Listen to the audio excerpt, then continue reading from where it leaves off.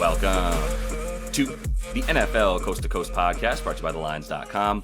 Coming to you from the West Coast, Josh Lander, joined by Nate Weitzer. He's on the East Coast, and we are looking at Week 12 in the NFL here. Sunday picks, maybe some Monday stuff, but we're rolling along with Play of Props, which we're bringing you each and every week. So make sure to subscribe to that page and continue to follow along with us all season. Quick reminder, we also got the NBA Coast to Coast podcast, which we're bringing you each and every weekday. So check that out if you want some winners in basketball. Nate, let's go ahead and just run right into your first play of the week here. Yeah, taking Christian McCaffrey with the 49ers backs against the wall. I'm going to go say over 73.5 rushing yards. I think it's as low as 70 some places. I want to do the scrimmage yards and I want to do a touchdown parlay, but I don't have odds up at my book of choice to like figure out what the parlay odds are for all that. So, I mean, you can play it how you want, but he's going to be fed the rock. I mean, he's already immediately number one in opportunity share as he comes back here. They've got 2 games under his belt to kind of get a little bit more acclimated. And now it's just like your season's on the line against a pretty soft run defense, right? We talk about the Packers struggling against big backs, against, very good backs, Barkley, Mixon, Tank, the Lions guys. They've all had huge games against this Packers defense. They now allow the 4th highest percentage of first downs via the rush. So the Niners are going to be able to control the ball here. They went 7 for 11 on third downs, 1 time of possession against Seattle. They fed McCaffrey 19 times for 79 against a run defense that I really, really respect in Seattle. Like, they're starting to look very scary, the Seahawks defense. And this Packers defense is just not that. I mean, they've been soft against the run for years now. And the Niners offensive line still top 10 in terms of most metrics, 5th in adjusted line yards at the time when McCaffrey came back. Purdy dealing with an elbow injury. Like, I don't think they're going to want to drop back a ton. Kittle, hamstring injury. Debo, not the same Debo, right? So I think it's going to be a pretty run-heavy game plan from Kyle Shanahan and crew. And I think, McCaffrey's going to find the end zone, right? I mean, two games without a touchdown so far. I think we can add the tutty at some point. Yeah, for sure. I mean, this is when you start back in the 49ers. I mean, with Kyle Shanahan, this has been the case for them for sure. And obviously, Christian McCaffrey getting going for the playoffs is massive for this team, not to mention like getting into the playoffs at least comfortably and feeling good about their positioning for the postseason. So like, there's just no time to mess around with. And I think just what you've seen this season from this 49ers team without CMC, like, they're a good football team without him, but they don't have the luxuries that they had with him. And part of that, it starts with establishing him. So he has not yet been established this season. And I think we'll continue to up that usage for them. So let me go to JSN. What a receiver this year for Jackson Smith-Njigba. He's at 56.5 receiving yards. We both like the over on that, as he is clearly, like, finally, we've seen, like, you can't kill Tyler Lockett. He's always going to be there as a viable number 2 wide receiver. Jackson Smith-Njigba has probably overcome that and superseded him as the number 2 at this point. Look at the last 3 games, 31 targets, so more than 10 a game over his last 3. And granted, DK Metcalf missed one of them, but we're still talking about 120 yards per game, 119.7 in that time frame. And you love the usage and the targets for him. You love him coming out of the slot as consistently, but we have seen him also on the outside a little bit more without DK Metcalf. So there's that. Arizona, not as bad as we thought. At the same time, who are the Cardinals playing in those situations, right? Recently, talking about the Jets' dysfunctionality and the Bears, who have just plummeted as well, especially with their ability to pass the ball effectively. So I think once you get on the road here, too, for Arizona, you got them in a hostile environment. That's a good situation to be able to get Geno some more of those open looks for Njigba. They're giving up 7.3 yards per attempt through the air for Arizona here on the road, which is the 5th most. So there's going to be some opportunity for Jackson Smith, who has finally upped that ADOT, Nate. That's a big part of being okay with the yards and not focusing on just receptions for JSN like we've had to do in the past and be like, oh yeah, he can get 7 receptions. He's probably just going to go for 40 yards though, is the problem. And now we've got that ADOT out much closer to double digits, whereas it was right at about like 6.5 for too long. All right. So now that we got it above 9, I think this is a good situation for him that you can trust him on about 4 or 5 receptions to get close to 10 yards per reception. Decent amount of yak in there too, but just even in the last 3, that ADOT has actually risen to double digits and has been up closer to 12 as we've seen him without DK. Maybe that's not the case as much in this one, but the yards should be good on, like I said, 4 to 5 receptions. Yeah, with or without DK, like I think it's about the Seattle coaching staff figuring out that like we have this kind of reversed. Like we have Lockett working down the seam, and like he should be running these out routes and kind of like drawing defenders away. And JSN is going to pop these big plays down the seam, and that's why his A dot has jumped so much. Lockett's still out there, 100% route participation, but he's getting cardio like Tony Snell, like you like to say. Like he's at 10 targets total in these last three while running every single route. And some of that with DK out. Arizona plays a lot of zone, so I think JSN will still be able to get into those seams and pop some big plays. And you just like to see the spunk from the kid, right? I mean, he's no longer just being like that quiet little receiver. Like he's talking trash after he catches these big plays against the Rams. He had a few called back too that he was still talking about. So yeah, I like JSN. I like fading the Cardinals defense a little bit based on what you highlighted there. That the last two teams they played were in the height of dysfunction at their place, and now they go to Seattle in a bit of a tough environment. Yeah. I'm gonna back the Rams defense though a little bit. Take Jalen Hurts under 225.5 passing yards. I guess I'm backing their defense, but I might be fading their run defense to a degree because like if the Eagles have success pounding the rock, like Hurts is not going to be throwing the ball much. And there's some discrepancy here. It's 225 at DraftKings. I've seen it as low as 8 yards lower at other sites. Hurts is averaging 211 during this win streak, just 21.8 attempts per game, as Philly has gone from the highest rush play rate in the league, 55%, to even higher, 59% during the win streak, averaging 40 attempts, just feeding Saquon. He has a 99.5 yard prop here. They're 24th in pace, so don't necessarily expect this to turn into a lot of possessions here. Hurts has really only gone over. I mean, he did in the first game of this win streak, but the last two were against Cincinnati and Jacksonville. Like, find me a worse pass defense or just a softer defense altogether. I will wait. The Rams defense is not bad anymore, especially the pass rush. Like they've really come alive with Jared Verse leading the way. Fifth best sack rate in the last 11.4%. Jalen Hurts is awful when you get pressure on him. Like honestly, he's not a pocket passer in the traditional sense. You saw against Washington, which doesn't have a great pass rush either. He just starts backpedaling and then throws something extremely inaccurate. Like that type of stuff can happen a lot. I think the Eagles will try to prevent that by establishing the run. And then the Rams can play zone on the back end. Hurts is also not good against zone. And the Rams have done really well at home, in their last four here. I mean, they don't have the traditional home field advantage with noise or anything, but it's just familiar confines, the ability to maybe mix in more of their zone and just hold down offenses, right? Held Tua, Darnold, Love down. Darnold got over this number, but just barely. Obviously, held Gardner Minshew down. But the point is, they're allowing just 290 total yards in these last four home games. And Philly, that such a high percentage of their yards is going to be on the ground, whether it's Hurts or Barkley. So I think we can fade the passing yards in that sense.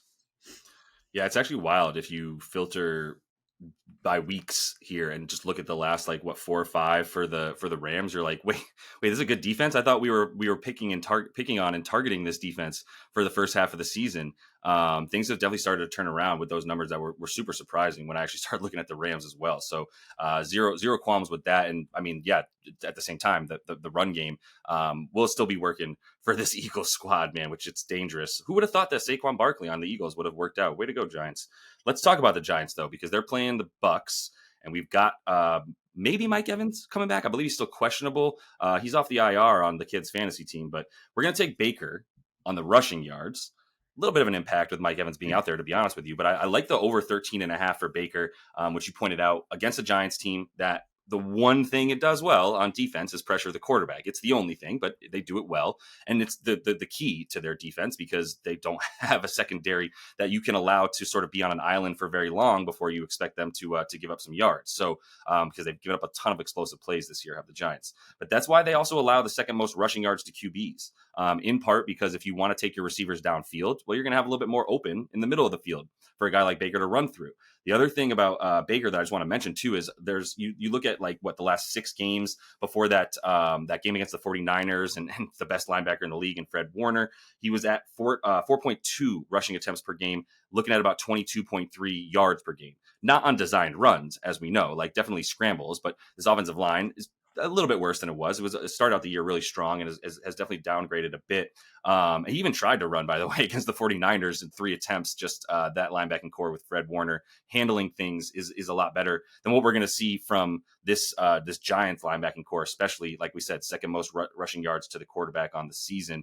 And I do think the no Chris Godwin stuff has had a huge impact. That was his main slot receiver. And if you throw the ball to Chris Godwin 7 yards down the field, the likelihood that he gets, anywhere from 10 to 40 yards of yak, pretty high. This is one of the best dudes after the catch in the league with his ferocity. And that's something that Baker could rely on to get his team down the field to keep drives going. Now we're talking about them needing either Rachaad White on the field a little bit more to be a receiver out of the backfield. We've seen Cade Otton take advantage of these situations, but those guys probably not going to be quite as available. And something that I think he'll still take, let's say he gets the 4 attempts once again, which makes perfect sense against a Giants team that's not only giving up the yards to the quarterback, they're giving up the attempts, which shows you that this is a narrative that you can depend on, them getting to the quarterback and him being flushed out to the outside. Yeah, and they play man at the 4th highest rate, I believe, the Giants. So that's part of why they're giving up the second most rush yards to quarterbacks. And yeah, Baker's just underrated athlete. He can take off. I think Mike Evans being back actually might help this in the sense that he'll draw 2 down the field, right? Exactly. He'll be running lots of deep routes, and then Baker will do his thing, getting away from Sexy Dexy and getting a few yards there. Boy. All right, last pick for me is a Monday night pick. It's Quentin Johnston, over 46.5 rushing yards, I believe. It opened at 44.5, and it's getting bet up pretty quick here against this pass funnel Ravens defense, as you might expect. You're probably not going to be able to run the ball very consistently against this team. The Chargers do want to run that rock, but it's probably not happening, especially J.K. Dobbins in the reverse revenge spot against the Ravens. I would fade his rushing yards before taking him. Mm-hmm. And we got Herbert then just throwing lasers all over the field against a particularly vulnerable secondary that's more vulnerable on the boundary than they are in the slot or on the interior. So that's why I immediately was like, wow, Ladd McConkey is at 70 and Quentin is at 45. I actually like the matchup much bigger for Big Q here against Brandon Stevens, who's 86th in terms of passer rating allowed, 97th in terms of the average depth of target at him. He's covered the most routes per game in the NFL because the Ravens get ahead, because they stop the run, and because then opponents just are attacking this dude, as much as they can. And Q, he's become very much a full-time player since coming back from that injury. 84% snaps the last 2, 95% route participation. His ADOT is 13 yards. He's now 13th in yards per reception among receivers. And Herbert has the 4th best QBR when targeting this dude because he's able to get out chunk plays down the sideline, over the interior. Herbert, man, you can't say enough about the accuracy that this dude can showcase. So, at home against a pass funnel defense, I'll take one of his best receivers. I got to bring up, you just kind of went Chris Collinsworth on us a little bit. This guy, man, this Justin Herbert, man. I love it because it's true. Justin's been slaying in that thing, dude. Love Herbert.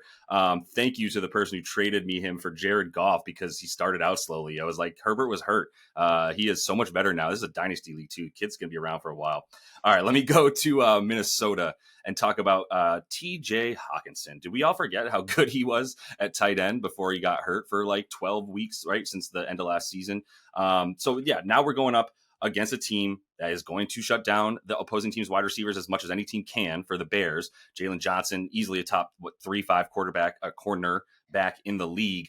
I don't know if you want to fade Jay Jets. I'm not going to, but he's at 83.5 yards, and Hawkinson's just so much beatable at 35.5. He's already got the 9 targets that he saw in week 10 since he came back from injury, 26 routes that he ran there. Last game, not quite as much, but really positive game script against a Titans team that gave them what they could at the beginning of the game. And if Nick Westbrook-Akine didn't just break loose for a 97-yarder, it wouldn't have even been that close, right? So, I had no respect for that team. But either way, the Vikes at this point, with the way that they're playing in that positive game script when they only needed to run the ball, it was just a much higher run to pass percentage for them versus the Titans.